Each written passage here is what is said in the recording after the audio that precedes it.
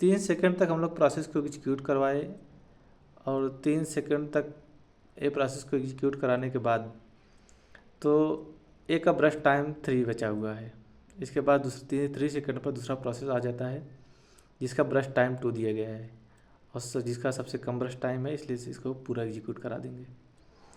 B के execute कराने के बाद हम लोग देख रहे हैं हमारे पास ए का ब्रश टाइम 3 और सी का 4, डी का 6 और लास्ट ई का 3 ब्रश टाइम बचा हुआ है।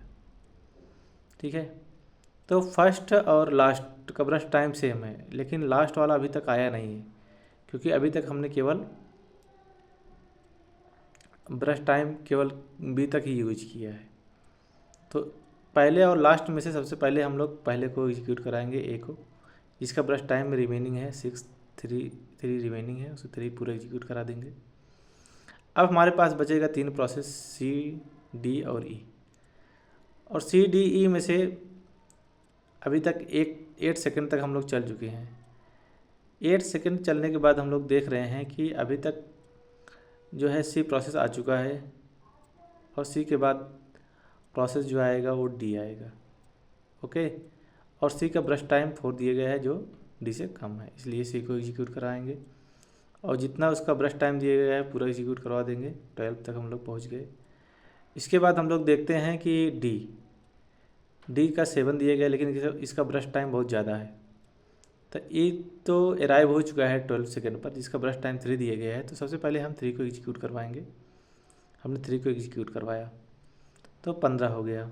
इसके बाद क्या हुआ, इसके बाद जो है डी बचा हुआ है, डी का ब्रश टाइम 6 दिया गया, 6 तक हमने एग्जीक्यूट करवा दिया। तो ए जाकर कितना हो गया 21। तो यहाँ देखो मैंने इसका कंप्लीशन टाइम दे दिया गया है। कंप्लीशन टाइम में आप लोग देखेंगे ए का कंप्लीट कहाँ पर हुआ है, ये लास्ट में कहाँ यूज हुआ है।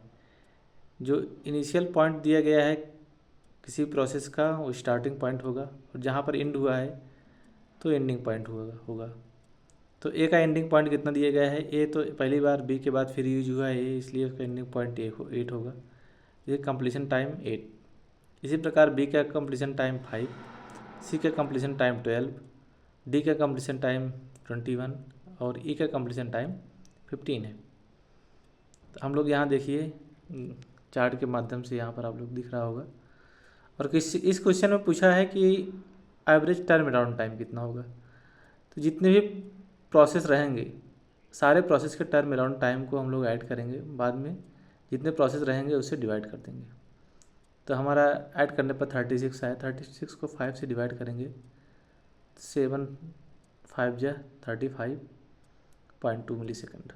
तो इस प्रकार इस क्वेश्चन का एंड हुआ। Thank you.